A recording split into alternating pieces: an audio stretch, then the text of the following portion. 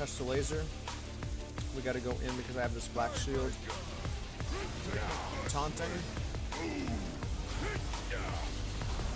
Jumping on my ally to make sure no one can go near him.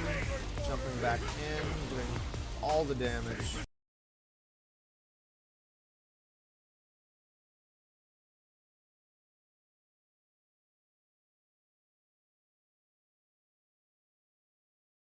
Most of the characters are super low win rate. And then there are like 40 characters that really shine just based on how often they place in the top 4 teams. So I have on the left here the solo queue, essentially. If you're to go into solo queue and just pick a random character, this is, more likely what you're going to be trying to pick to succeed. But on the right here, we have the duos, your team of 2, which team of 2 is doing the best. And by far, we see Veigar and Trundle doing the best, and Veigar and Vi doing pretty close behind. And I think that has a lot to do with them essentially pushing someone into Veigar's stun almost every single time he uses it. So that's not something that essentially everyone's going to be able to do. But I think the most important thing, if you're a single player, you're jumping in single player, then you want to be playing something, especially if your ally is playing something completely random, you're going to want to have someone who's self-sufficient. So I'm going to be going over what absolutely is the most self-sufficient and also meets the criteria of being in the absolute highest average place, mathematically speaking, statistically speaking, I guess. So what we're seeing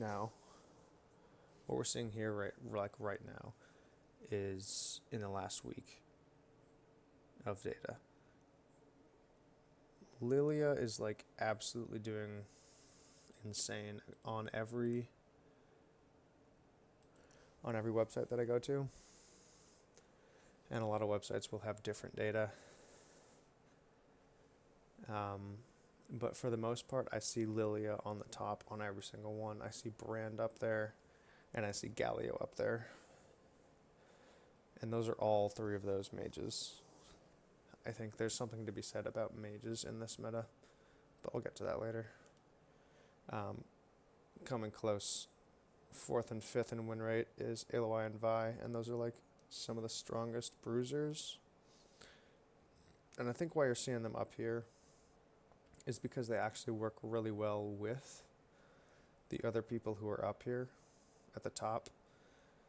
You'd really like to have, optimally, you'd like to have a mage from the top 3 here, probably, and then a bruiser from one of these lower brackets. But you can tell, I feel like you can tell from Lilia, Brand, Galio. These are mages. These are strong, powerful, like battle mages. Even Galio, if you build them that way. Veigar, Galio, Veigar in the top of all of the duo teams. You see, every single one of these has a mage. Veigar, Galio, Veigar, Lilia, Galio, Veigar, Brand. All mages. And let's check their partners.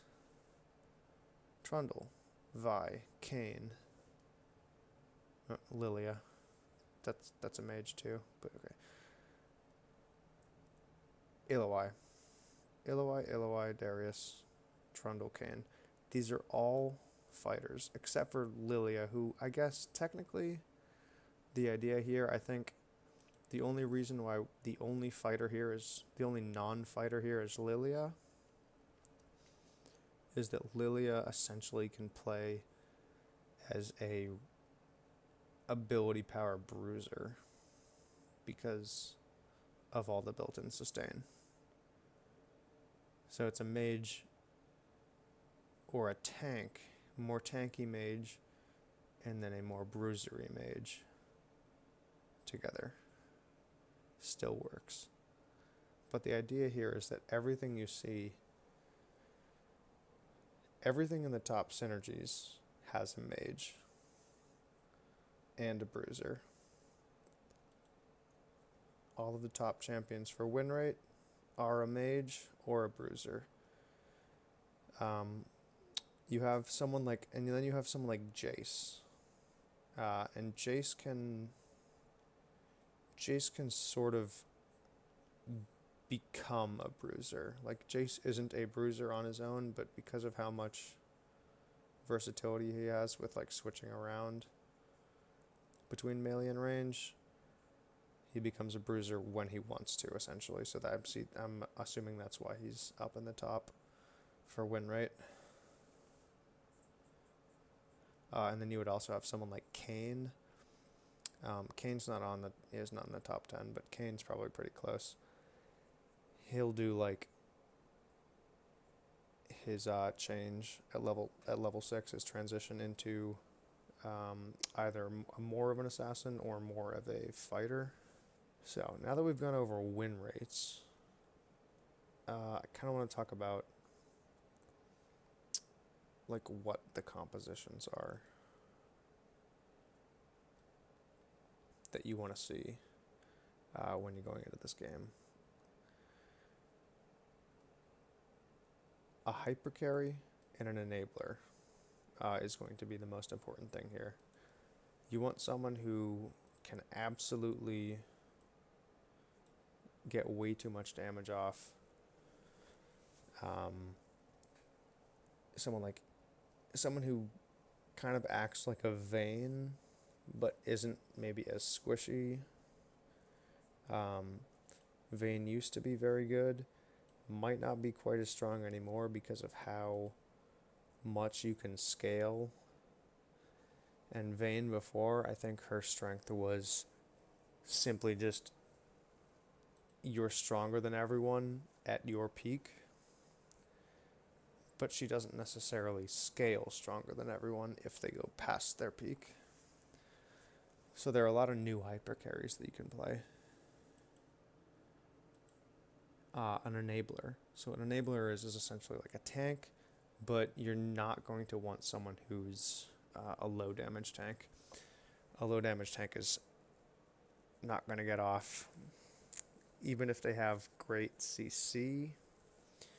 Maybe someone like Alistair could be good because he has built-in sustain and healing, and he can also do something else for your team. But someone who's just going to essentially be a wall is not going to work here. An enabler is going to be someone who can also scale heavily, which is the next point. Heavy scaling is the most important thing here. Your hyper carry has to have like large scaling on their abilities, something that like Vi will be doing extra damage based on how many times you're attacking. You're going to be like proccing things more often. You're going to be someone like Galio who has, or even Malphite who has extra magic resistance or extra armor and does extra damage because of that. Those characters can be really strong. And back to being an enabler, that's going to be someone who's tanky, but also able to CC and peel off of their hyper carry in a way that's impactful. They need to be able to do damage and then also put pressure, essentially, on the other enemy team so that their hyper carry can actually get something started. Okay, then there's stat double dipping. This is going to be another example. I'm going to use Vi again as an example. Her attack speed, when you're attacking more often and you're getting more attacks off. But Vi has another thing that's especially important here, where she'll lower the damage, or she'll lower the armor of someone when she attacks 3 times.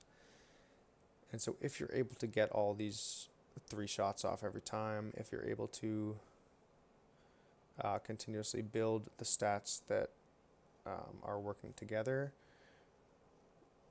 over and over again, past, normally the point where you would in a Summoner's Rift game or even an ARAM game, then you start to see builds that are like stronger than what is intended, and some of the scaling kind of goes off the charts with certain characters. So it's important to note that and to sort of see what the percent is on their coefficients, but then also to see like what kind of extra effects they give. Like Mordekaiser will give you essentially, I think, 30 or 35% magic penetration passively, and then Darius is essentially the same for physical.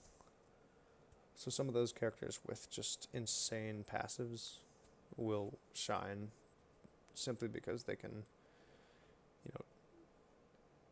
avoid picking up a different augment and pick something that might scale a little bit better for them, since they already have such crazy scaling.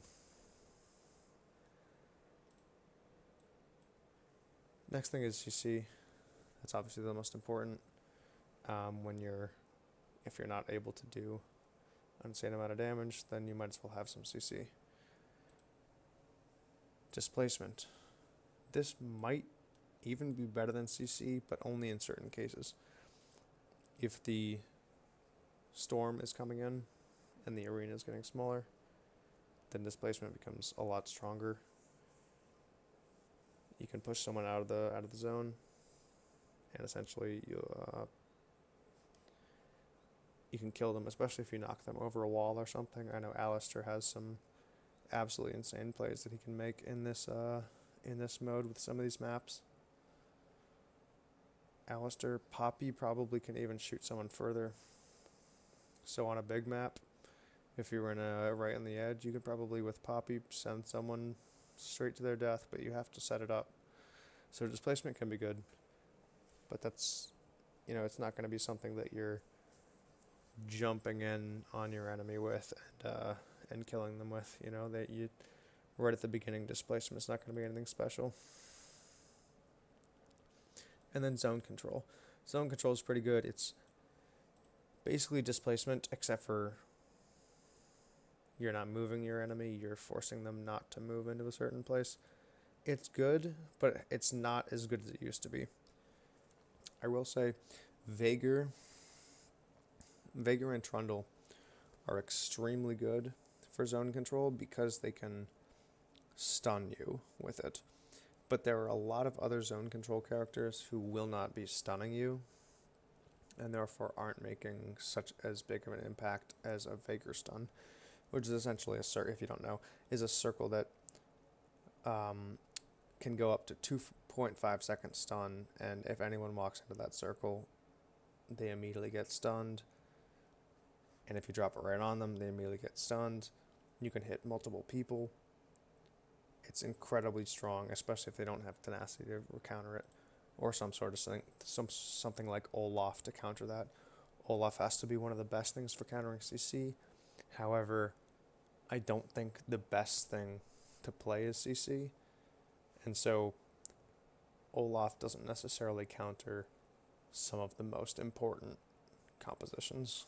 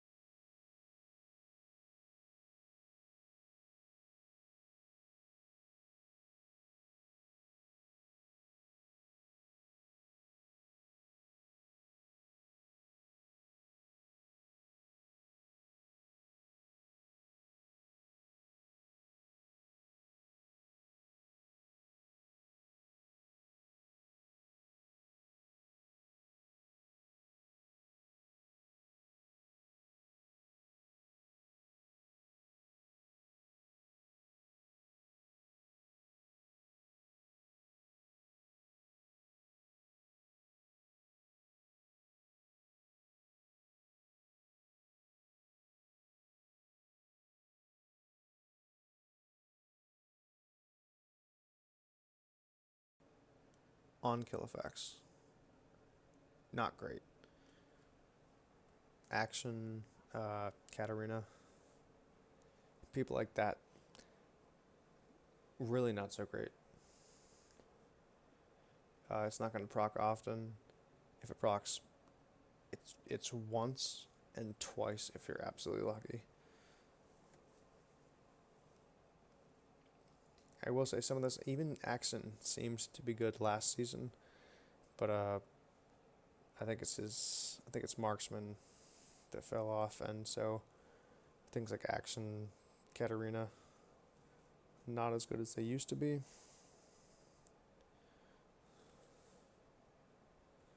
And then the next really bad thing you can have on your team is only one damage type. If you don't split damage type, you're gonna be pretty much in for a really bad time. You're gonna get up against the last team, and they're gonna build something massive against you, just defense. And even though tank is bad in this game, you can still counter people with defensive items.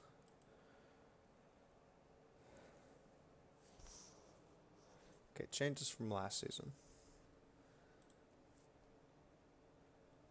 Basically, marksmen are kind of out. And then you have enchanters, who were really good with marksmen last season. But now, because marksmen are really bad, and enchanters aren't so good, marksman and enchanter becomes an extremely bad combo now. Unless you're doing something that you know specifically synergizes, that's going to be a bad time. So marksman enchanter, just don't go some random marksman enchanter. Have a really good idea of what you're going to do. Same thing with stagnant spawns. Heimerdinger and Shaco were not nearly as good as they used to be. I think I saw their win rate somewhere near the 140th. 150th, so not looking good for them. I mean, they used to be good, and I think they might have a lot of merit to playing them with another character who fits the criteria of an absolute meta character. So Heimer can work. And I'm going to immediately say Heimerdinger and Zyra are very good together. Shaco I don't think is quite as good as Heimer. There's not nearly as much range, and his boxes just disappear as soon as you pop them and walk away. So I think Heimerdinger might actually have more merit to him with another mage.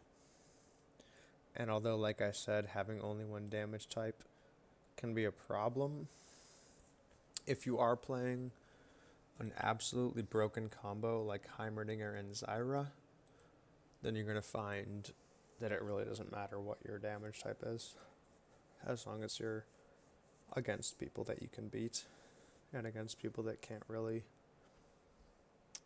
get past that sort of zoning that you have, that sort of insane zoning power that you have.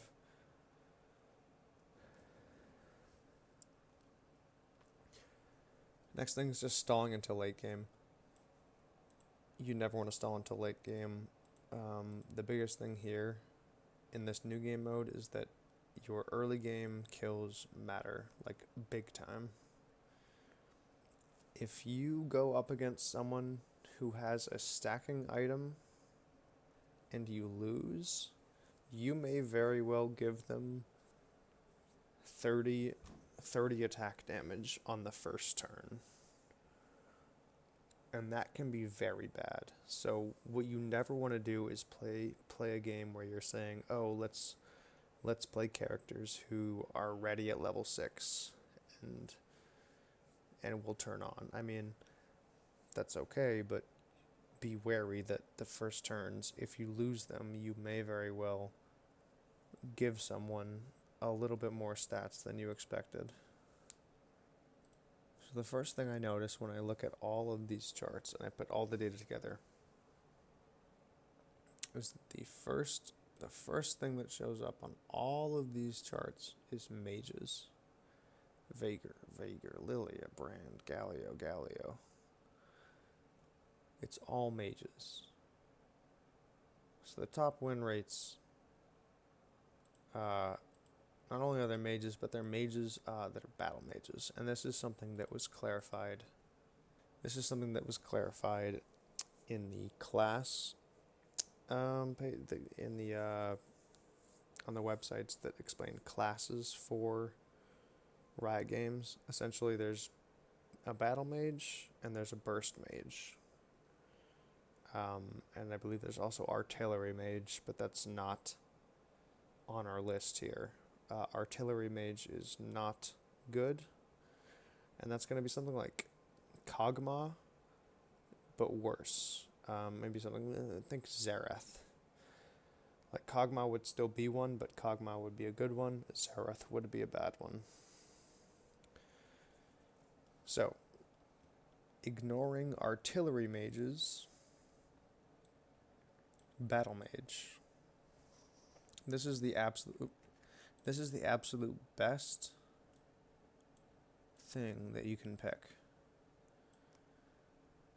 But I wouldn't pick it if you already had one on your team. You might want a bruiser instead, which is second. So, bruisers. Probably the most important role in the game, and you could even say that a bruiser could be a mage as well. You could have a mage bruiser, but I would say, for the sake of this, we're talking about 80 bruisers. And so slightly below bruisers are burst mages. Burst mages are good because, I mean, they delete people, right? So they're deleting people, but these are going to be the more, you're going to think fire mage. Think cloth armored, no weapon, no shield, burst mage. You're looking at Veigar, Brand, something like that.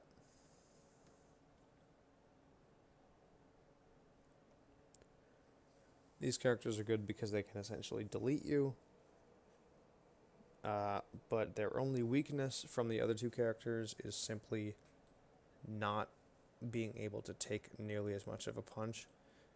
You could have someone as a burst mage come up to you as a assassin, marksman, enchanter, catcher, tank, walk up to you, catch you, kill you instantly.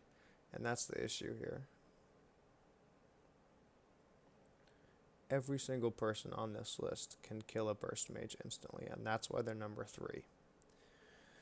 So everything that's under number 3 can not only be killed instantly.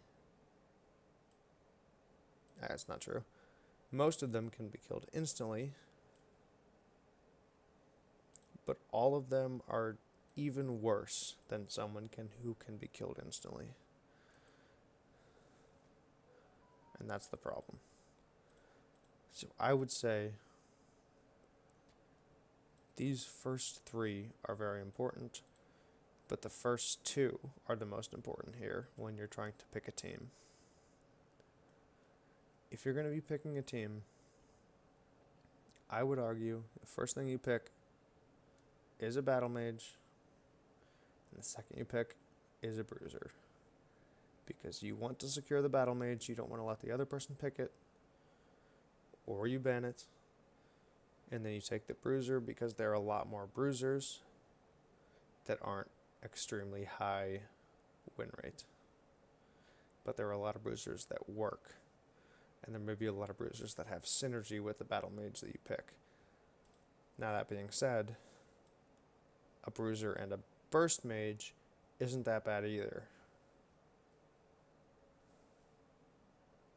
Because technically you're keeping the different damage types.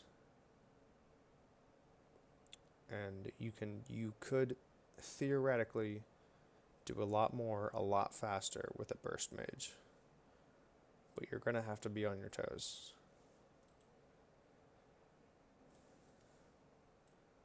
Assassins. Not great this time around. Zed is insanely good. But there's very few others that really shine. Mostly what you're seeing is fighter types, bruiser types that really work here. Assassins sort of run into the same issue that burst mages do, where they're just not able to take as much damage,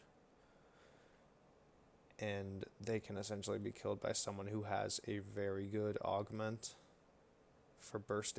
You get a bruiser, and then you get an augment that essentially lets you do the damage of a burst person, and then the burst person can't even fight up against that single augment. You can have very unfortunate interactions like that. All right, top win rates. Tier 5, or I guess D, the D tier, is the Marksman Enchanter. These guys were good together last season, but something about Marksman changed. And I think that it has to do with how they're balanced around their level 18. Marksmen become extremely strong at level 18, but they don't necessarily have a bunch of abilities that synergize extremely well with items. So you'll have someone doing 200% of his AD, but then you'll have a fighter who can lower armor, do a percent of health, and then also get a shield from it. So Marksman's abilities just don't shine here. You have things that are better in lane, better in long, drawn-out farming fights, and so Marksmen just aren't that great. Ezreal can be very good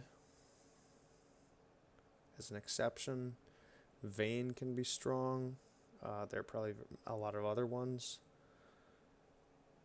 Enchanters, though, might even have a worse time here, and that's simply because of how weak marksmen are. Enchanters actually sort of have to find a way of supporting a bruiser or supporting a mage. Think of a Soraka trying to support a brand. That's just awkward. But that's the best thing that's out there. A Soraka supporting a Swain, it wouldn't work. It just wouldn't work. You have the same damage type. You're trying to avoid fights but trying to go in. It's just all very strange with enchanters. You have to get an enchanter that's essentially uber buffing you. You got to be something very powerful as an enchanter to make that work. Maybe something more mage-like. Maybe you build more as a burst mage or as a battle mage. That sort of thing can really work as an enchanter. You don't necessarily have to build as an enchanter, right?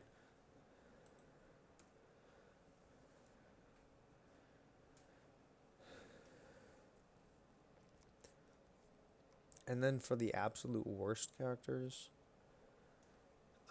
you have catchers and you have tanks. Now, catchers is something that I didn't make up myself.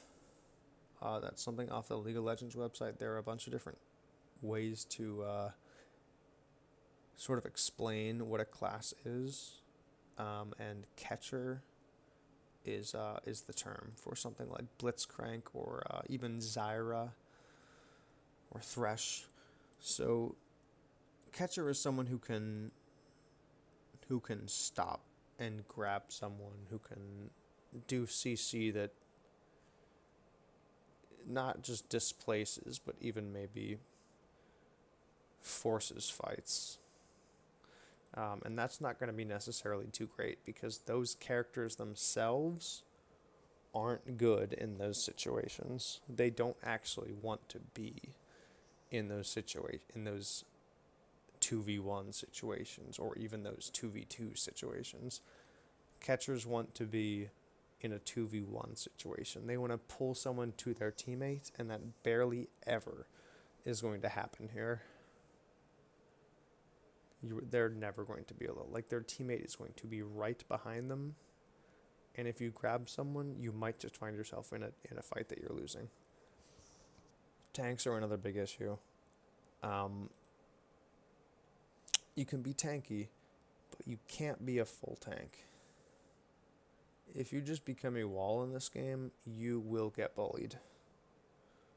Essentially, there's too many items that do % damage. There's too many items that do % armor penetration, magic penetration. You're not going to be able to avoid taking damage. You have to actually do damage. There's not a lot of merit to assassins, marksmen, enchanters, catchers, and tanks. It's that simple. You're going to want to be a mage or a bruiser, and you're not going to want to be something that's extremely long range. You're not going to want to be something that's essentially super mobile and roaming. You're going to want to be something that fights and can generally take a punch. Now we're going to talk about the absolute best of the best characters. So, I have 5 characters that I believe are the most important characters in this game mode as a single solo queuing player because of how much they can do on their own. This is not about comps. This is about simply being a powerful character that has so much versatility and so much that they can choose from, essentially, on the board, that even as a beginner or as someone who's extremely good at the game and knows all of the augments, you're going to find success with this character every game. All of these characters every game. Alright, Galio. Galio's by far the strongest tank.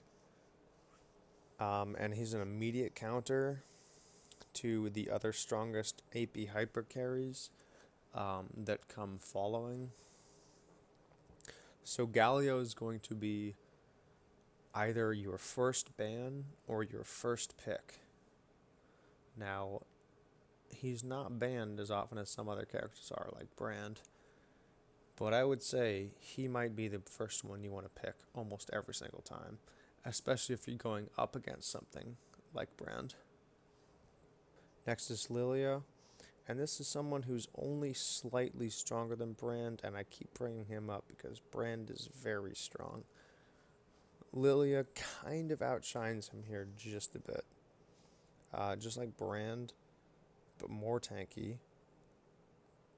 She has heals, massively high movement speed when she gets her Q going, and she's way harder to avoid than a Brand is.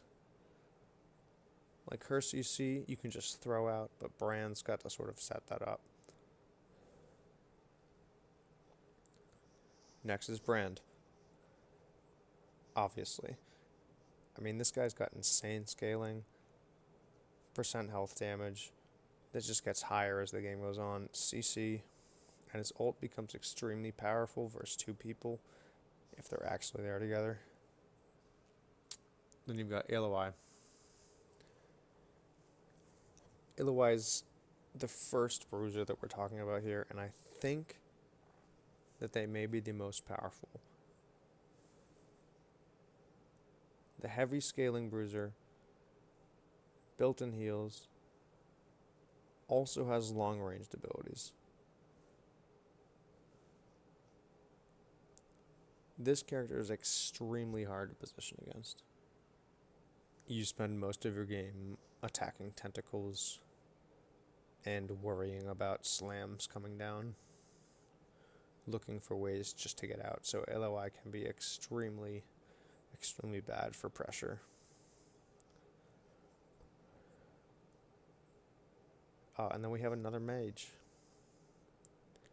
Wouldn't you know it? There are essentially 4 mages on this list. Swain. Swain is incredibly strong scaling with AP. He's got AoE CC, infinitely stacking health, and his ult can make him become virtually unkillable.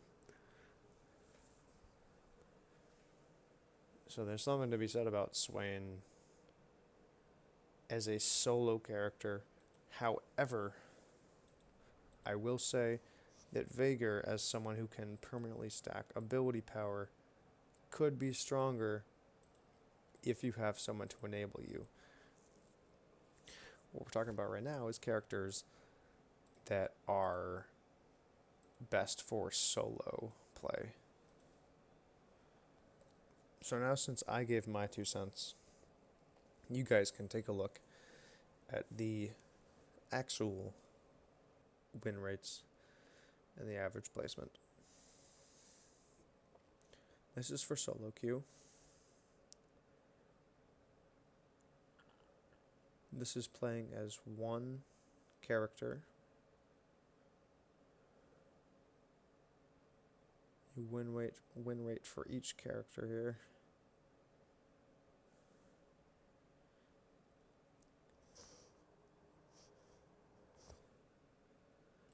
Let's check this right next to mine.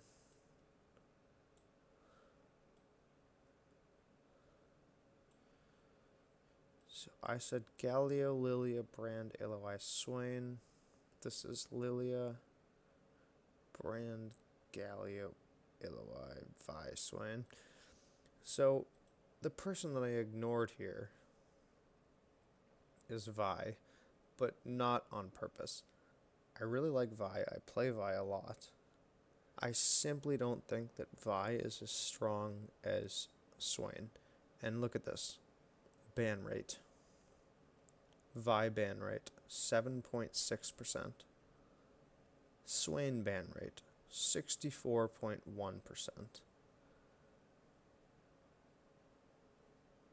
And yet Vi only does slightly better. I have a strange feeling that maybe the people who are good at Vi just don't play Vi because she always gets banned. However, that doesn't mean I'm going to put Vi any higher. Vi's very good. Probably better than Trundle, who gets banned way more. Point is here, these bruisers, I think these bruisers don't necessarily get everything out of their character unless they have a mage that is able to essentially support them with damage. You do not want to always have to go in and always have to start the fight, because that's what it feels like when you're 2 melee, or when you're a melee and you have someone healing you. You know, the melee has to go in. But in a situation where you have a mage, or you have someone who's ranged but not necessarily super squishy, hopefully, as long as you have someone who's ranged with you, then you can actually have some sort of confidence to go in and that you're going to actually stay alive. Okay, bringing me to my next point here. Veigar and Trundle. This is the absolute best combo, according to to the website that I believe has the most accurate information. Why would this be? Well, Veigar puts down a circle, and then Trundle pushes them into the circle. Number 2, Veigar Vi. Veigar puts down a circle, Vi pushes them into the circle. Very simple. Galio Kayn. Galio can peel off of Kayn. Galio makes it so Kayn can almost take no damage. Kayn goes completely untargetable for like 3 seconds. Jumps out. The taunt comes out again. Kayn actually can't take damage. I can see why that's so strong. That is one of the highest top winning combos. Galio Lilia. This one's a little weird. I question this one, but when we actually look at the percentage, I also question it. It's not that great. It's also not a big jump from what we're looking at before. It's actually not a big jump in top 1 percentage. The 0.3 jump in top 1% and a huge jump in average placement. So what we're actually looking at is these 4 on the top might just be the strongest in the game. However, I don't think that everyone's played enough games to really speak to that, and I'm surely there's something that you can play that's a little crazier. After that, it kind of drops off. It's not as big of a percentage change here. Veigar Illinois. It's a decent team. Essentially, what we're looking at there. It's like a lot of zone control. So LOI can just grab someone, and Veigar can throw down the stun. And where can you go? You probably can't go towards your image because there might be a stun in front of you. And then Lilia continues to show up here. Galio Illoi. Sounds very strong for zoning. Veigar Darius. Darius, not as much of a zoning character, more of a bruiser, so that makes sense, having that bruiser protect the Veigar. That's a lot of damage there. They probably just go right for the kills. Trundle and Brand. This is the second time we see Trundle, and Trundle was actually at the top, which is very surprising, because he's not really one of the absolute best ever. But he scales. Trundle and Brand. Apparently it's really hard to dodge Brand's stuff when you're dealing with Trundle. And then Brandon Kayn, playing more of a bruiser build with the red Kayn. Probably tanking for the Brand, sort of peeling off of him. Because as a Kayn, you get the ability to go totally like untargetable, right? So not only are you a tank, but you can sort of disappear and go untargetable just for a little bit while your teammate makes a play. There's a lot to this game mode, but I think the most important thing is that you're just having fun, and you're trying out whatever you want to do. But it's important to note which kind of characters are the strongest, so you can kind of choose the right stats, at least when you're coming in with a character who might not be completely as powerful as the others, or perhaps just more situational.